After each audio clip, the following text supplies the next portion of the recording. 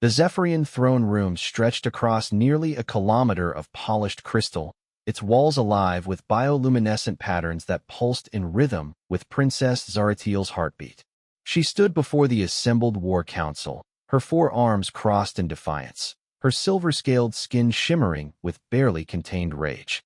"You cannot be serious, father," she hissed through razor-sharp teeth, her voice carrying the harmonic undertones that made lesser species tremble.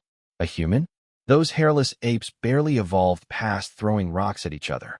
Emperor Veltharian's massive form shifted on the living throne, his ancient scales creaking like old leather. Where Zara had 4 arms, he possessed 6, each ending in claws that could slice through starship hulls. His voice rumbled like distant thunder when he spoke. "The humans have held the Terran system for 3 cycles now, daughter. 3 cycles against our finest fleets. The Overlord's fist, our most decorated battle group, was reduced to scrap metal by a single human vessel yesterday." He paused, letting the weight of his words settle. "They call it the Indomitable Spirit, and it moves like no ship we've ever encountered." Admiral Croxtel stepped forward, his battle-scarred carapace telling the story of 1,000 conflicts. "Your Majesty, with respect, the human forces number barely 2 million across their entire system. We have 40 billion warriors ready for deployment. Mathematics favors us overwhelmingly." The Emperor's laugh was bitter. "Mathematics, Admiral? Tell me about mathematics when a human destroyer somehow appears behind our dreadnought formations without using any known form of faster-than-light travel. Tell me about mathematics when their ground forces hold positions against odds of 1,000 to 1.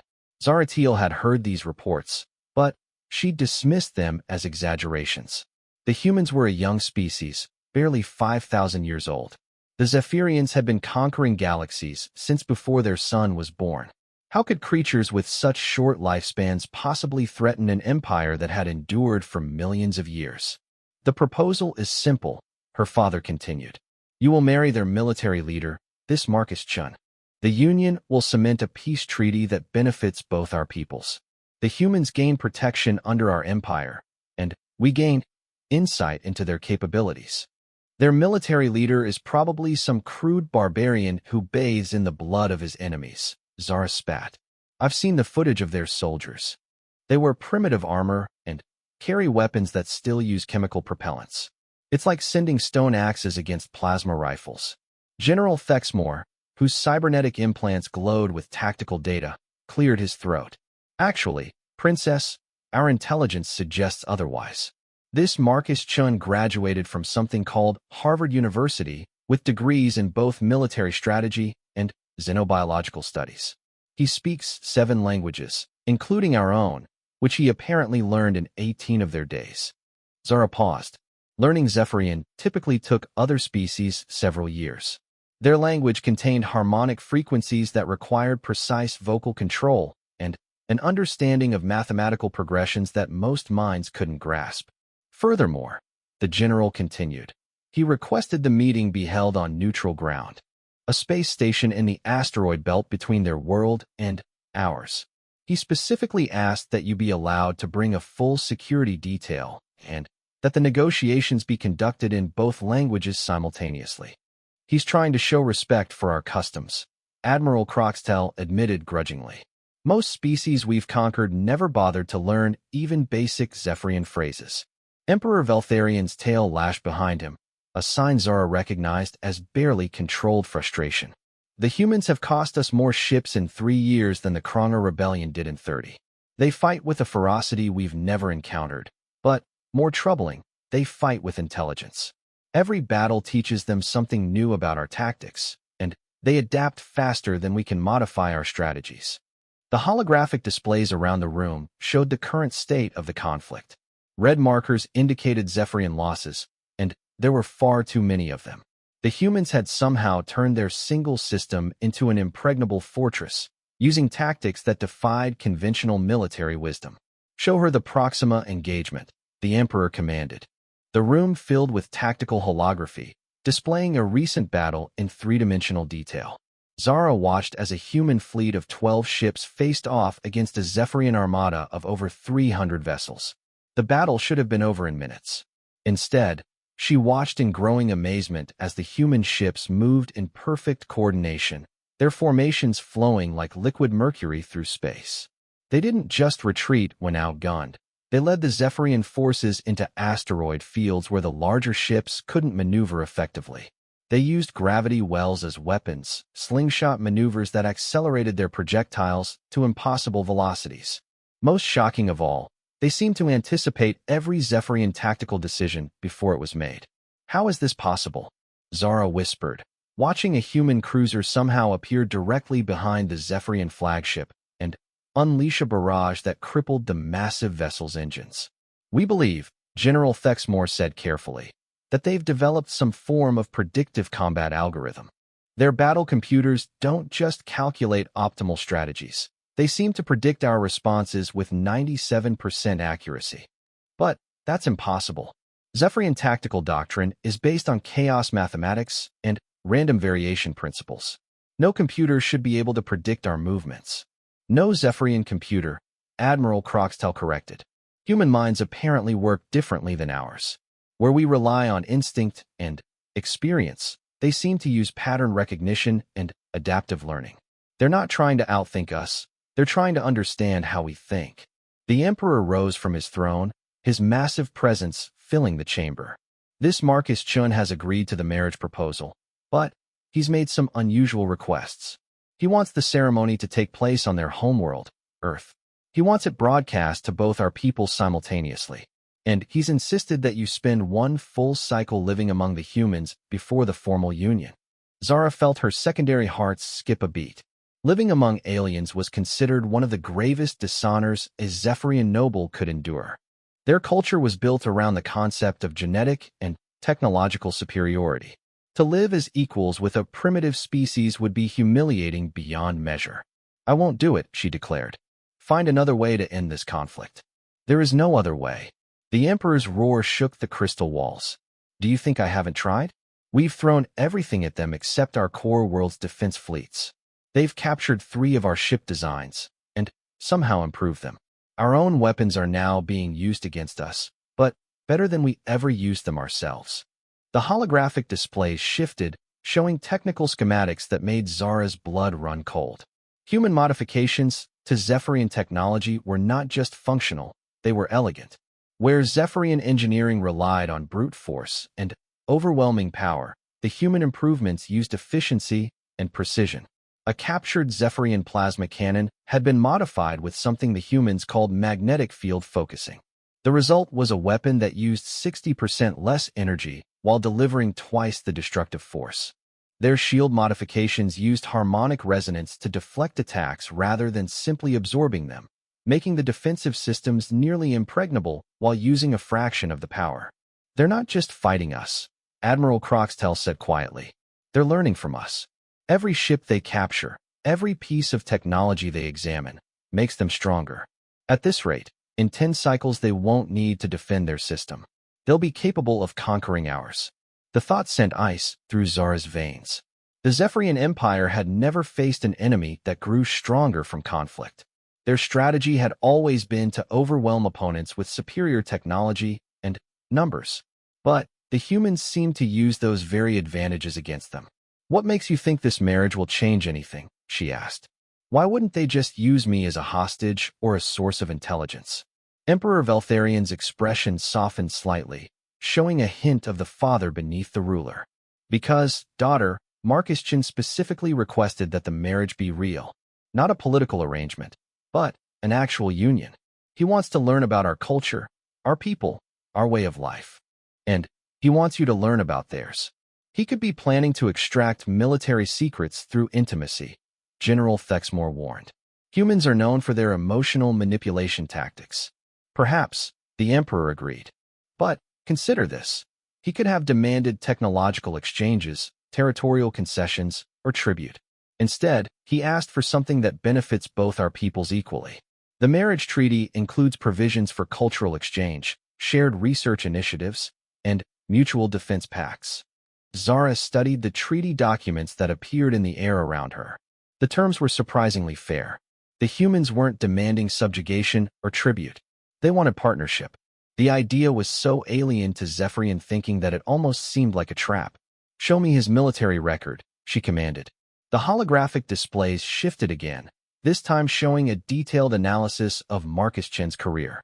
What she saw defied every assumption she'd held about human capabilities.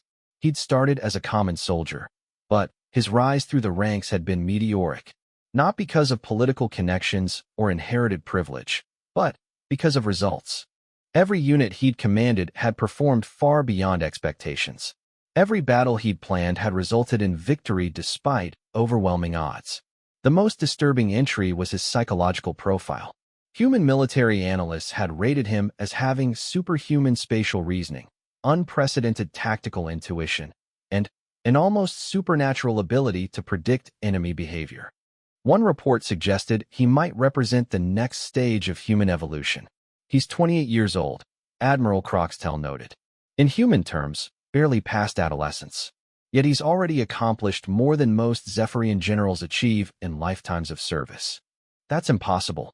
No species can master advanced warfare tactics in such a short lifespan. It takes centuries to develop proper strategic thinking." "Apparently not for humans," her father said grimly. "Their short lives seem to drive them toward rapid learning and adaptation. What takes us decades to master, they accomplish in years or even months." The realization hit Zara like a physical blow. The Zephyrian Empire's greatest strength, their longevity and accumulated experience, might actually be a weakness against an enemy that learned at such an accelerated pace. By the time Zephyrian commanders adapted to human tactics, the humans had already moved on to new strategies. "There's something else," General Thexmore said hesitantly. "Marcus Chen sent a personal message along with his acceptance of the marriage proposal. He wanted you to have it before making your final decision." A smaller hologram appeared, showing a human male who looked younger than Zara had expected. His features were pleasant, but unremarkable by Zephyrian standards. 2 arms, 2 eyes, short dark hair, and the pale skin that all humans seemed to share. But when he spoke, his voice carried a confidence that made her secondary hearts flutter. "Princess Zaratil," he said in perfect, accent-free Zephyrian, his pronunciation of the harmonic syllables flawless. "I know this arrangement seems strange to both our peoples. Marriage between species who have been at war is unprecedented. But I believe we have an opportunity to create something remarkable together." He paused, and Zara was surprised to see genuine emotion in his alien features. "I've studied your people for 3 years now, not just your military tactics, but your culture, your history, your achievements. The Zephyrian Empire has created wonders that humans can barely imagine. Your biotechnology, your artistic traditions, your philosophical frameworks, they represent millions of years of accumulated wisdom. But humans bring something else to the galaxy," he continued. "We bring change. We bring new perspectives on old problems. We bring the ability to see possibilities that established civilizations might miss. Together, we could create something neither of our peoples could achieve alone." The message ended with him speaking directly to the camera, his eyes seeming to meet Zara's through the hologram. "I'm not asking you to abandon your heritage or your people. I'm asking you to help me build a bridge between our civilizations. If you're willing to try, I promise I'll spend my life making sure you never regret that decision." The throne room fell silent as the hologram faded. Zara found herself thinking about the human's words, analyzing them for deception or manipulation. But his proposal seemed genuine, even idealistic. It was the kind of thinking that Zephyrian pragmatism usually dismissed as naive. Yet naive thinking had somehow stalemated the most powerful military force in the galaxy. "Father," she said finally, "what happens if I refuse? What happens if we continue this war?" Emperor Veltharian's shoulders sagged, and, for the first time, Zara saw the full weight of his responsibilities. "Then, we escalate. We bring in the deep space fleets, the planet killers, the weapons we've kept in reserve since the Void War. We turn the Terran system into a monument to Zephyrian power. And after that, we rule over the ashes of a civilization that might have been our greatest ally. We eliminate the first species we've encountered that could have taught us something new." He looked directly at her, his ancient eyes reflecting millennia of hard choices. "And We prove that the Zephyrian Empire has learned nothing from our millions of years of existence except how to destroy what we don't understand. Zaratil stood in the crystal throne room, feeling the weight of both civilizations' futures pressing down on her. Through the transparent walls, she could see the Zephyrian capital stretching to the horizon, its bio-architectural spires reaching toward the stars like grasping fingers. Somewhere beyond those stars, a young human waited for her answer. The choice before her would determine whether those stars would light the way to a new age of cooperation or burn with the fires of extinction. The transport ship Harmony's Edge dropped out of faster-than-light travel at the edge of the Terran system, and Princess Zaratil felt her breath catch in her throat. She had expected to see the crude orbital defenses of a primitive civilization, perhaps some metal platforms with basic weapon systems. Instead, she found herself staring at the most sophisticated defensive network she'd ever witnessed. The space around Earth wasn't just defended. It was transformed into a three-dimensional maze of interlocking fields, mobile platforms, and what appeared to be weaponized asteroids. Elegant structures that looked more like art installations than military hardware drifted in complex patterns, their movements creating shifting lanes of safe passage that changed every few minutes. "Your Highness," Captain Mordeck said carefully, "our sensors are detecting over 10,000 individual defensive platforms. But they're not showing up as separate objects. Somehow, they're networked into a single, coordinated system." Zara moved to the observation deck, her forearms gripping the railing as she studied the approaching defenses. Each platform was small, no larger than a Zephyrian fighter craft, but they moved with perfect synchronization. As her ship approached, the defensive grid opened before them like a flower blooming, creating a clear path toward the inner system. "They're welcoming us," she realized. The entire defensive network just reconfigured itself to give us safe passage. More than that, her military escort commander Vextal reported. "They're doing it in real time." The computational power required to coordinate this many moving platforms while maintaining defensive integrity, it's beyond our capabilities. Through the viewports, Zara watched Earth grow larger. A blue-green marble that seemed impossibly vibrant compared to the dead worlds the Zephyrian Empire typically conquered. But what captivated her attention were the orbital structures surrounding the planet. They weren't the ugly, utilitarian constructions she'd expected from a young civilization. They were beautiful. Space stations hung in perfect orbital harmony, their designs incorporating flowing curves and elegant proportions that reminded her of Zephyrian bioarchitecture. Gardens were visible through transparent sections, and she could see green spaces that seemed to extend for kilometers. The humans had built their orbital infrastructure to be lived in, not just used. "Princess," came a voice over the communications system, speaking flawless Zephyrian. "This is Marcus Chun. Welcome to Earth. I hope your journey wasn't too difficult." Zara hesitated before responding. She'd prepared formal speeches for this moment, diplomatic words that would maintain proper distance while establishing the terms of their arrangement. But something in his voice, a warmth that seemed genuine, made those prepared words feel suddenly inadequate. "The journey was educational," she replied, deciding on honesty. "Your defensive systems are far more sophisticated than our intelligence reports suggested. We've learned that first impressions matter in diplomacy," Marcus said, and she could hear what might have been amusement in his voice. "We wanted to make sure you felt both welcomed and secure. If you're ready, I'd like to invite you aboard the New Geneva for the formal reception." The space station he indicated was massive, easily the size of a Zephyrian city ship, but built with an architectural philosophy that seemed to celebrate both function and beauty. As their transport approached the docking bay, Zara noticed something that made her secondary heart skip. The entire station was rotating to create artificial gravity, but the rotation was perfectly smooth. No vibration, no structural stress indicators. The engineering required to build something that large and keep it perfectly balanced was staggering. The docking bay itself was another surprise. Instead of the sterile metal chambers she'd expected, she found herself in what appeared to be a garden.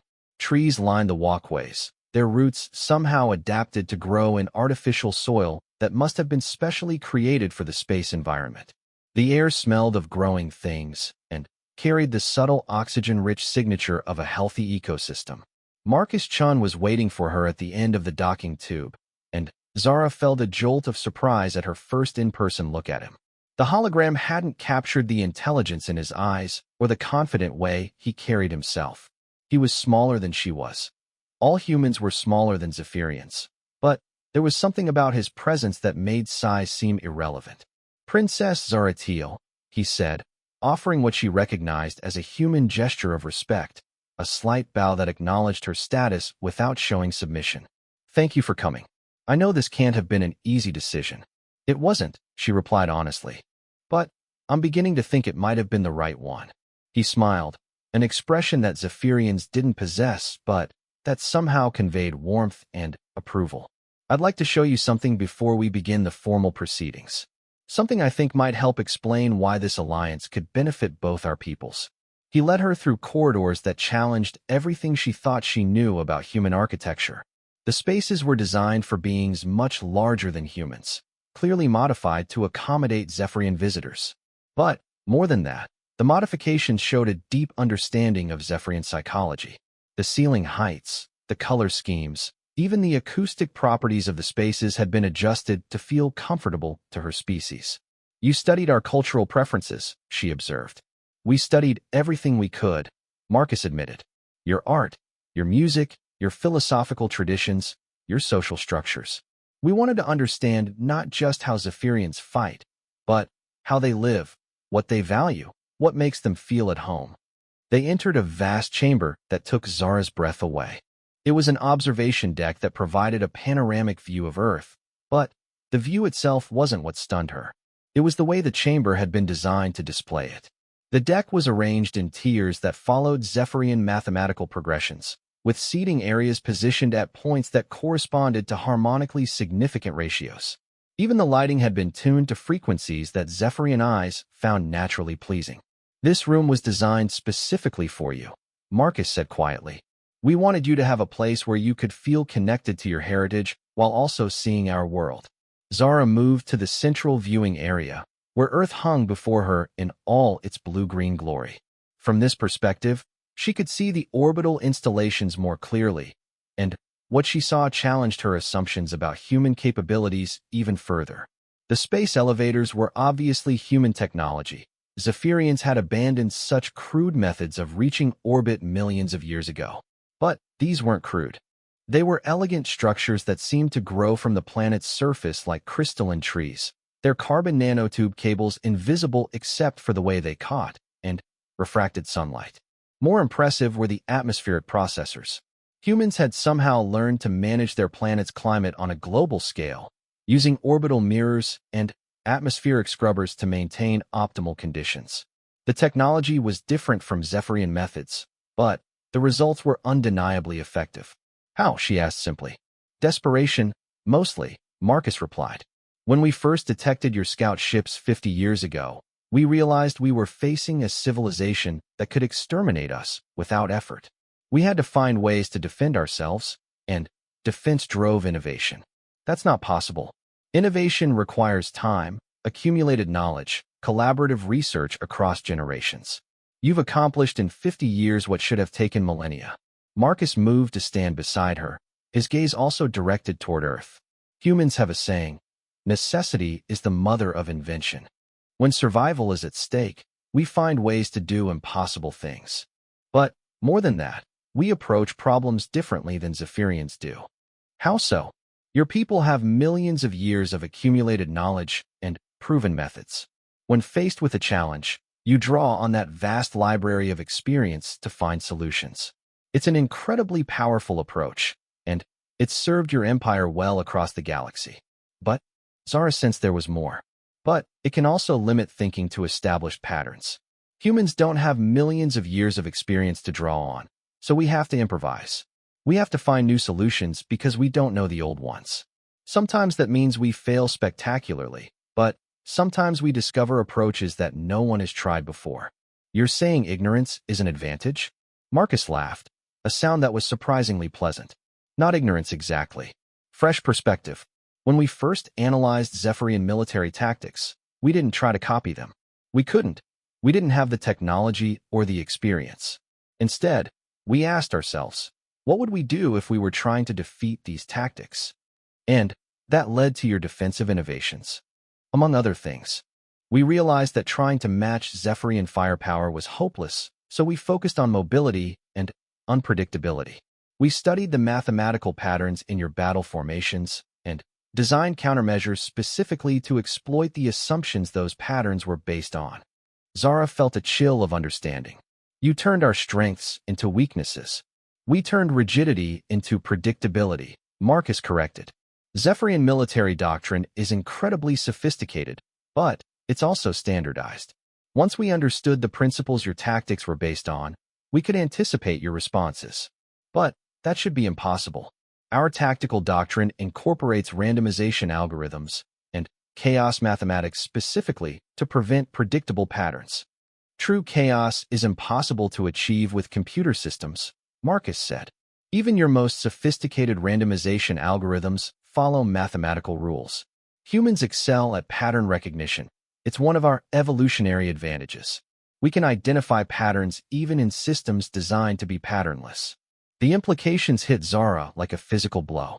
The Zephyrian Empire's military supremacy was built on the assumption that their superior technology and accumulated experience would always triumph. But humans had found a way to turn experience into liability and technology into weakness. Come, Marcus said gently. There's more I want to show you. He led her deeper into the station, through sections that showcased human technology adapted with Zephyrian principles. She saw medical bays where human healing techniques had been enhanced with Zephyrian biotechnology, not copied, but creatively reimagined. Human diagnostic methods combined with Zephyrian cellular regeneration had created treatment systems more effective than either species could achieve alone. The agricultural sections were even more impressive. Humans had taken Zephyrian soil enhancement techniques and applied them to crops that could grow in the high-radiation environment of space. The result was food production systems that were not only efficient but beautiful, gardens that provided sustenance while creating living art. This is what I meant about building something together, Marcus explained as they walked through a section where glowing bioluminescent plants, clearly adapted from Zephyrian designs, provided both lighting and air purification. We're not trying to replace your technology or prove that ours is better. We're trying to find ways to combine our different approaches to create something neither of us could achieve alone. But why? Zara asked. You've proven you can defend yourselves against us. Why seek cooperation when you could simply continue fighting until we're forced to withdraw? Marcus stopped walking and turned to face her directly. When he spoke, his voice carried a weight that reminded her of her father's most serious pronouncements. Because fighting solves nothing, princess. If we drive you away through military force, you'll return eventually with greater numbers or more powerful weapons. If we somehow manage to defeat your entire empire, which is impossible, we'd have destroyed millions of years of accumulated knowledge and culture. You'd gain mastery of the galaxy. We'd gain responsibility for the galaxy, Marcus corrected. And we're not ready for that. Humanity is barely 5,000 years old. We've just learned to manage our single planet effectively.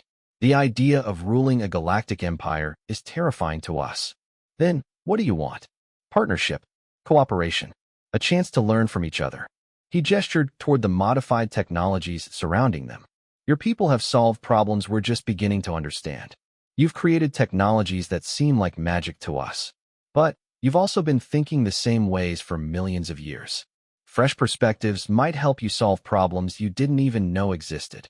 They entered another observation area, this one looking out toward the rest of the solar system.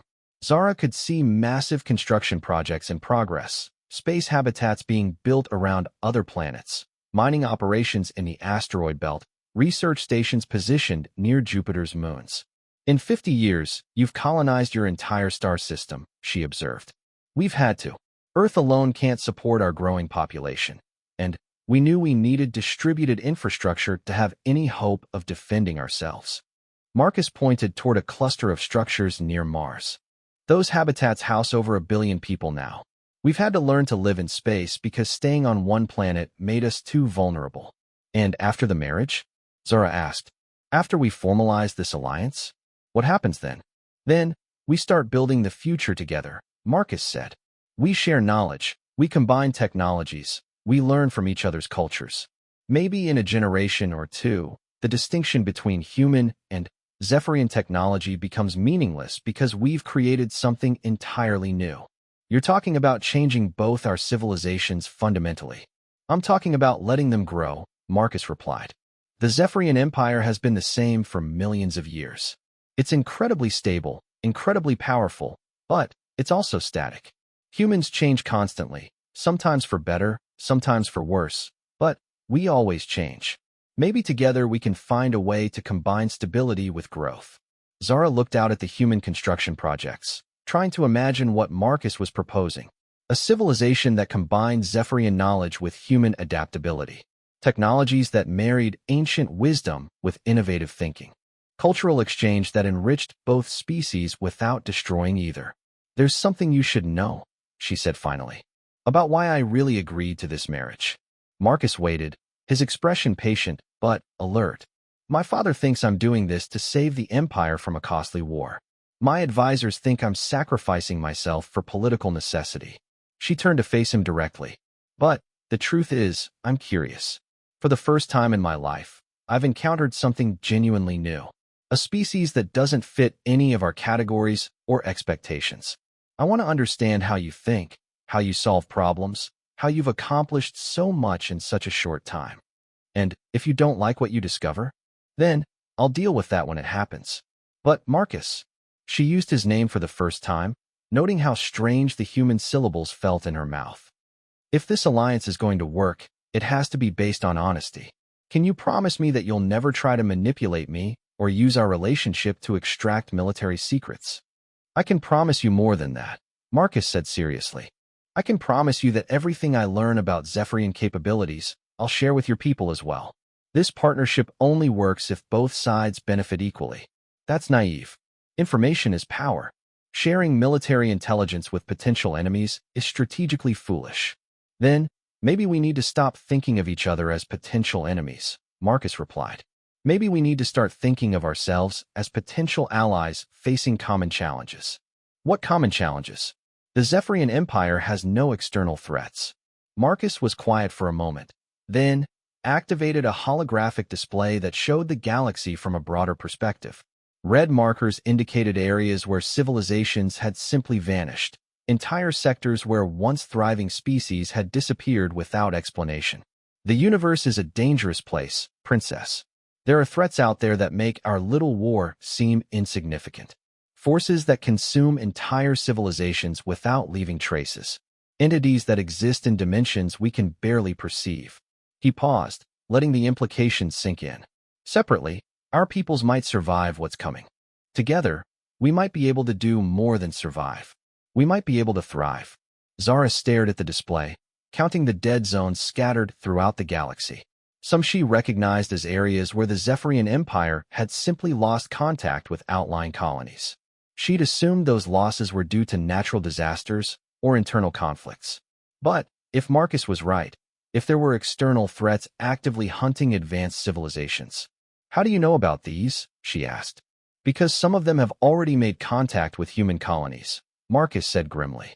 We've lost 3 frontier settlements to entities our scientists can't even classify.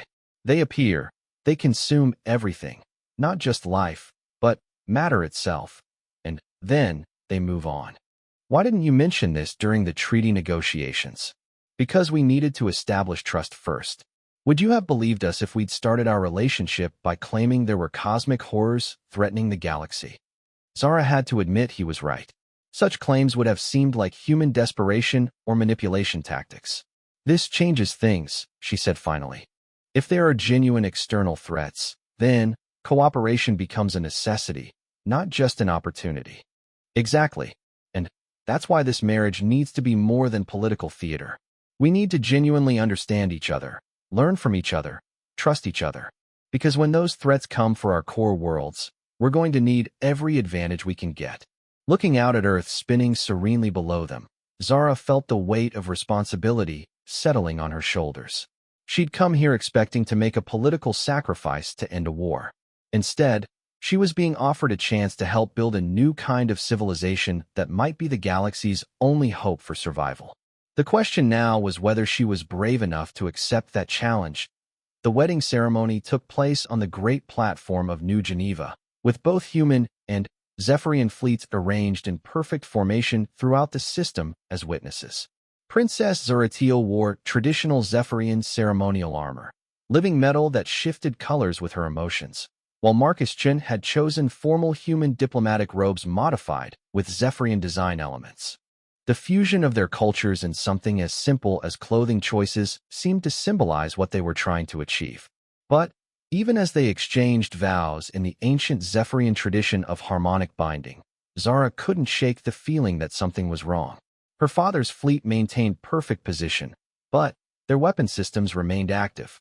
Human ships responded with defensive postures that looked peaceful but could become aggressive in seconds. Despite the ceremony, despite the treaties, both sides still didn't quite trust each other. That mutual distrust proved prophetic 3 hours after the ceremony concluded. "Princess, we're receiving priority communications from your father," Commander Vextal reported, his voice tight with concern. "The Outer Rim colonies are under attack." Zara felt her blood freeze.